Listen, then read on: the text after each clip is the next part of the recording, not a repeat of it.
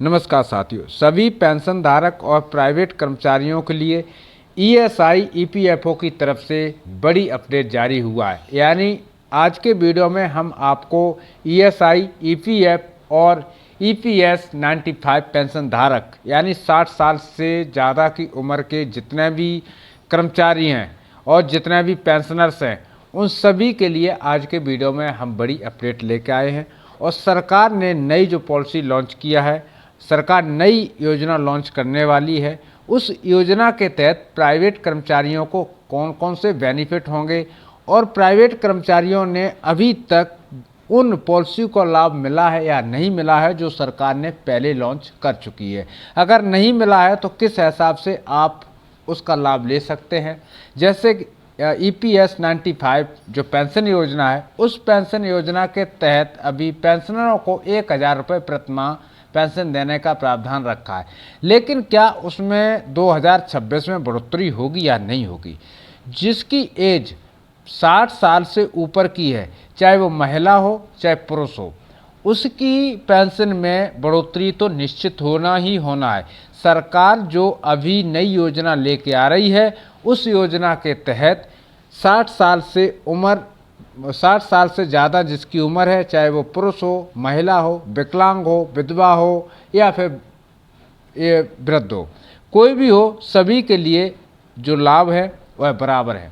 तो आज के वीडियो में जो हम बताने जा रहे हैं, सभी मेरे दर्शकों से अनुरोध है कि इस वीडियो को एंड तक ज़रूर देखें, वीडियो को बिना स्किप किए हुए देखें, क्योंकि आपके लिए जो सरकार योजना लेके आ रही है वह आपको अच्छे से समझ लेंगे, तभी आप उसका फ़ायदा ले पाएंगे। वरना वीडियो को स्किप करके देखेंगे तो आप ना ही तो समझ पाएंगे, आधा शब्द छोड़ देंगे, आपका कोई भी लाभ नहीं मिलने वाला है। तो इसलिए खासकर पेंशन धारक जितने भी इस वीडियो को देख रहे हैं, उन सभी से मेरी अपील है कि इस वीडियो को ज़्यादा से ज़्यादा लोगों में शेयर करें। और अगर आपकी पेंशन कम आ रही है तो आप मुझे कमेंट करें, हम आपको व्हाट्सअप नंबर देंगे और उस व्हाट्सअप नंबर से आपको पूरा गाइडलाइंस करेंगे कैसे आप अपनी पेंशन बनवा सकते हैं। चलिए दोस्तों, वीडियो करता हूं शुरू। एक बार फिर मैं बोलता हूं, सभी साथी भाइयों से मेरा निवेदन है कि चैनल को ज़रूर सब्सक्राइब कर लें। दोस्तों, सबसे पहले हम बात करेंगे विकलांग पेंशन, उसके बाद में हम बात करेंगे सरकार की तरफ से नई योजना कौन कौन सी लागू होने वाली है और उस योजना के तहत कौन कौन से लाभ मिलने वाले हैं।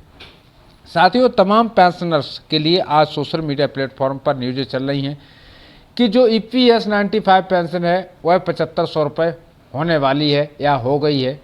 और काफ़ी कुछ न्यूज़ें चलती हैं कि ये पेंशन धारक जो है अपने सही अपडेट करा नहीं तो पेंशन बंद हो जाएगी। क्या मामला है उस पर भी बात करेंगे।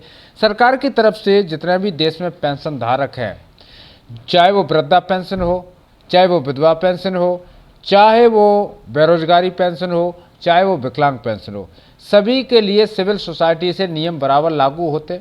लेकिन कुछ एक डॉक्यूमेंटेशन की गड़बड़ी होने के कारण पेंशन बार बार बंद हो जाती है।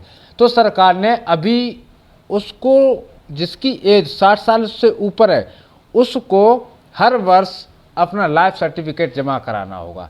लेकिन जिसकी एज 50 साल से कम है, उसको 5 साल में एक बार लाइफ जो सर्टिफिकेट है वह जमा कराना पड़ेगा। ऐसा रूल अभी लागू नहीं हुआ है, लेकिन बहुत जल्द होने वाला है। तो सबसे बड़ी खुशखबरी की बात तो यह है कि आपको हर साल लाइन लगाने की ज़रूरत नहीं है। बढ़ती उम्र के हिसाब से सरकार ने ये सोच समझ के ऐलानमेंट किया है, लेकिन इस पर अभी काम जारी है। क्या ये सक्सेस हो पाएगा या नहीं हो पाएगा, ये तो अपडेट जारी होने के बाद ही पता चलेगा। फिलहाल कब तक इसका सरकार अनाउंसमेंट करती है, कब तक लागू करती है, इस पर अभी कोई चर्चा नहीं हो पा रही है। आगे बात करते हैं, जितने भी देश में प्राइवेट कर्मचारी हैं उनको मिनिमम वेजेस के हिसाब से सैलरी मिलती है।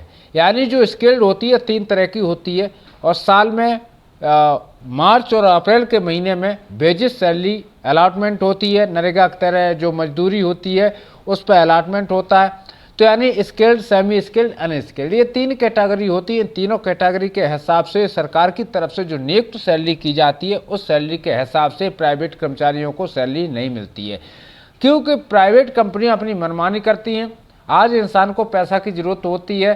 सरकार की तरफ से 100 रुपये डेली का प्रावधान रखा गया है। तो अगर वो किसी कंपनी में जाता है तो उसको बोला जाता है कि भाई 60 रुपये ही दूंगा, पर डे के हिसाब से। लेकिन उस व्यक्ति की मजबूरी है नौकरी करना, इसलिए वो 60 रुपये में नौकरी कर रहा है, जबकि सरकार की तरफ से 100 रुपये उसको डेली का देने का वादा किया गया है। अगर वो कर्मचारी अगर ड्यूटी नहीं करना चाहता है या कोई भी बदतमीजी से बात करता तो अपना केस रक्षा मंत्रालय भारत सरकार को दे सकता है या फिर लेबर डिपार्टमेंट में शिकायत कर सकता है अगर किसी कर्मचारी के साथ में ऐसा खिलवाड़ किया जाता है तो। आगे बात कर लेते हैं ईएसआई और ईपीएफ के लिए। जितने भी प्राइवेट एम्प्लॉयर हैं सबको ईएसआई का लाभ लेना बहुत ही जरूरी है, क्योंकि अगर उस एम्प्लॉय को ऑन ड्यूटी के दौरान कोई हादसा, कोई दुर्घटना हो जाती है तो उसके परिवार को देखने वाला कौन है। अगर वह ईएसआई सही समय से करा लेता है तो उसकी फैमिली को लाइफ टाइम पेंशन मिलेगी। यानी अगर उसके बच्चे 25 साल से कम आयु के हैं तो लगभग 25 साल की आयु तक के 2 बच्चों पर उसको पेंशन मिलेगी 25%। अगर मैसेज है तो 70% जो पेंशन है उसकी मैसेज को मिलेगी। तो इसलिए ईएसआई का लाभ उठाना हर कर्मचारी के लिए बहुत ज़रूरी है। अगर आपने भी ईएसआई का रजिस्ट्रेशन नहीं किया है तो आज ही www.gov.esi.com पर जाकर के अपना रजिस्ट्रेशन करवा सकते हैं ऑनलाइन और ईएसआई कार्ड भी बनवा सकते हैं। अगर आपके परिवार का पूरा फैमिली बेरोजगार है तो पूरे फैमिली का भी आप ईएसआई कार्ड बनवा सकते हैं, जिससे कि आपको मुफ्त इलाज हर वक्त किया जाएगा। आगे बात कर लेते हैं ईपीएफ को लेकर।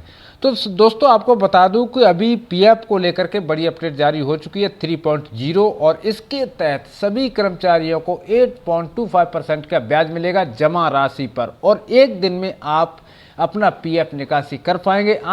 आने वाले समय में डिजिटल भारत जैसे ही होगा और अभी जो ईपीएफ की तरफ से बहुत सारी अपडेटें निकल के सामने आ रही हैं, यानी एक दिन में आप अपना पीएफ निकाल सकते हैं। पीएफ पर 8.25% का ब्याज मिलेगा और अगर आपको जहां पर जॉब कर रहे हैं आपका पीएफ खाता है तो आपको क्लोज करने की ज़रूरत नहीं, वहां से छोड़ करके जॉब दूसरी जगह भी जाते हो तो वही नंबर से आपका लॉगिन कर दिया जाएगा। तो सरकार कई एक स्कीम लेके आ रही है। ईपीएफ जो ईपीएस पेंशन फैमिली पेंशन है उस पर भी संशोधन किया जा रहा है। आगे आने वाले वक्त में यानी 1 से 2 महीने में आपको प्राइवेट कर्मचारी पेंशन धारकों के लिए बहुत बड़ी अपडेट देखने के लिए मिल सकती हैं। तो इस वीडियो में फिलहाल इतना ही है। इसी के साथ मैं सभी पेंशनर्स, सभी प्राइवेट एम्प्लॉयर और हमारे देश के नौजवानों से लेता अनुमति।